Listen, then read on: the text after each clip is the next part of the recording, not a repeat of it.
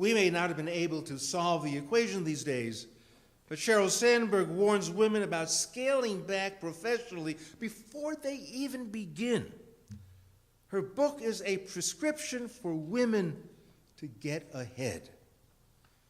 Sandberg maintains it is largely a confidence factor for women, that they doubt their own ability to combine work and family at the very start. So lean in, she says.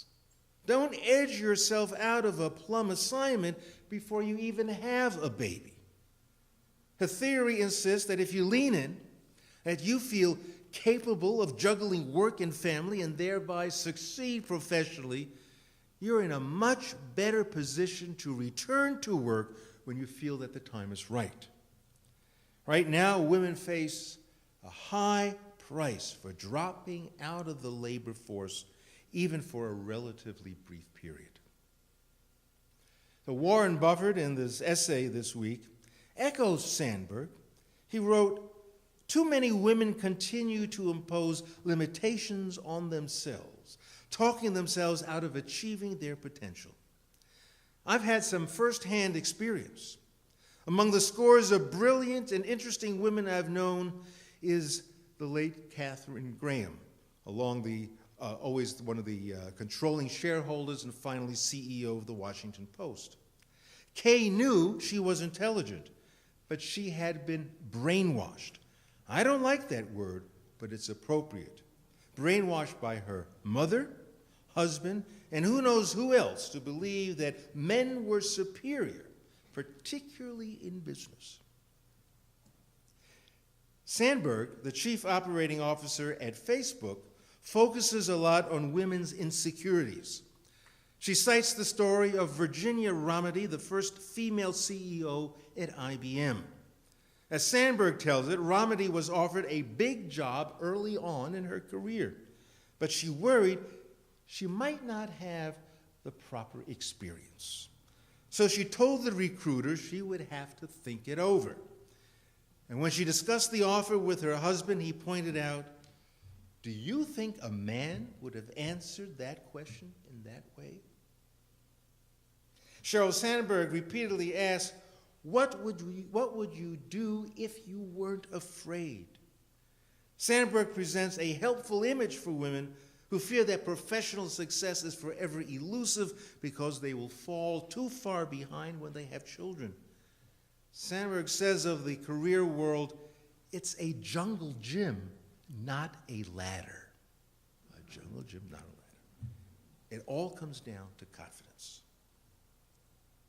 and stigma. Women leaders are still suspect, viewed with negative personality traits like being curt, snide, bossy, trying to act like a man, losing their femininity. And this was reinforced even by Obama. If you'll remember when he said to Hillary Clinton during the primary in 2008, "You're likable enough, Hillary." When my generation began having babies, and we were freshly inspired by a new awareness that marriage meant an equal partnership, we were convinced that both parents can partake in having it all. A dream job and spectacular kids. My generation, still invigorated by having ended the Vietnam War with our protest and idealism, we felt invincible as pioneers into new family concepts and practices. But the weight of having it all and honoring the 50-50 arrangement broke our backs, and we still carry the scars of our failures. Many expressed anger towards Betty Friedan for even presenting the possibility of having it all. No way it could work mathematically. And I am particularly saddened when I see my adult children, now in their 30s, torn by the same unattainable goals of living a life with integrity both on the job and at home. We thought that we were trailblazers, But the identical challenges we faced and could not conquer remain the demons that haunt new families a generation later. But I must say, not as a rationalization, but as a very poignant fact, that the guilt felt as inadequate both at home and on the job is purely an American phenomenon. When the United States is compared with other nations around the world at similar levels of economic and political development, when we're compared in work-family policies, the United States comes in dead last. Despite the increased workload of families, the United States has not passed any federal initiatives to help workers accommodate their family and work demands. And something as basic as the Affordable Care Act, in which employees working 30 hours must receive health care, we have a local example right here in the Granite School District who reassigned all their 30-hour-a-week employees to working 29 hours to avoid providing them health care. There's something inherently wrong in our system. The last piece of legislation to have an impact on families was the 1993 Family and Medical Leave Act that guaranteed workers up to 12 weeks of unpaid leave after a child's birth, adoption, or family illness. But only 1/2 of the total workforce was eligible. Out of the 200 countries studied by the School of Public Health at UCLA, 180 nations offered guaranteed paid leave to new mothers, and 81 nations offered paid leave to fathers as well.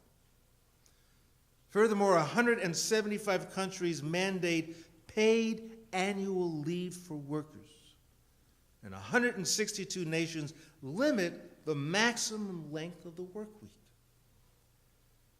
We offer 0 family-friendly policies. Since 1997, European Union directives prohibit employers from paying part-time workers lower hourly rates than full-time workers. Part-time employees cannot be excluded from pension plans or have their leaves limited. American workers who reduce hours for family reasons typically lose their benefits and take an hourly wage cut. Now, I don't care if you want to call it, the Puritan spirit or the Protestant work ethic, but it is capitalism at its most exploitative. The hard choices parents are forced to make do not have to be the reality of our time. Of all the countries in the developed and developing world, we slam parents the hardest. There is no excuse for this disregard of women and children and actually men. I view this as the human rights issue. The United States must become more family friendly. And personally, I think it will help businesses' bottom line. It's a whole new field to explore. So Betty Friedan led the charge for women to feel that they are of value. And Sheryl Sandberg now leads the charge for women to exhibit confidence in the workplace. Both concepts depend on partners honoring their role to make the distribution of hours at work and at home more equitable.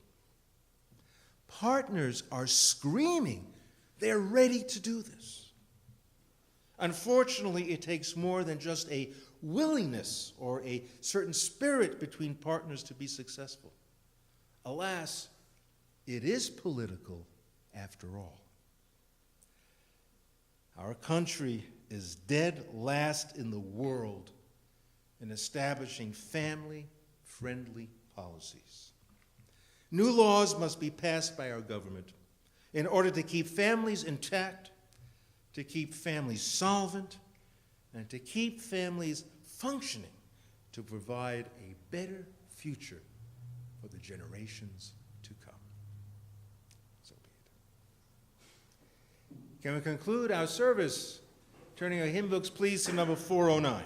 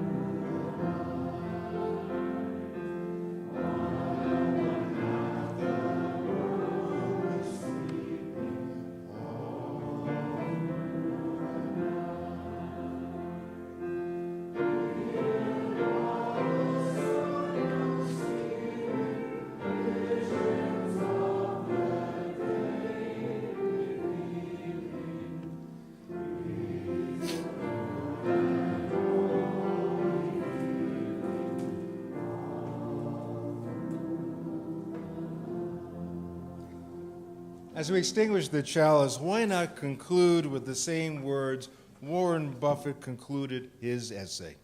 He says, "Fellow males, get on board." The closer that America comes to fully employing the talents of all its citizens, the greater its output of goods and services will be. We've seen what we can accomplish when we use 50% of our human capacity.